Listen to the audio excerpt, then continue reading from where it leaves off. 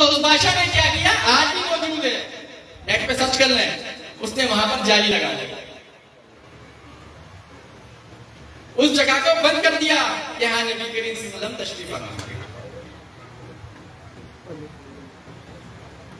भाइयों, हमारा जिस गुंबदे खिजरा से ताल्लुक है, जब हम जाते हैं वहां पर हर मुसलमान की आरज़ू है, हर तड़पता है कि बुला लीजिए मुझे या रसूल अल्लाह, अपना दीदार करवा लीजिए या रसूल अल्लाह। भाई हयात है तो दीदार होगा ना।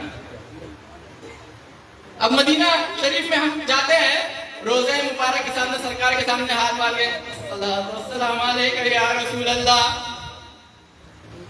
ऐसा है ना। तो जो मुत्तकी, जो परहेजगार है, जिनका ये दिल साफ है, उनको जवाब भी आता है, जिनका लिंक हुजूर नबी करीम सल्लल्लाहु अलैहि वसल्लम से है, जो आशिक है। देखो, एक इश्क होता है, मोहब्बत होती है, मोहब्बत बहुत लोगों से हो जाती है, इश्क एक से होता है। वो इश्क, वो आशिक बनाने आए हैं हम उस गुंबद खिजरा वाले से।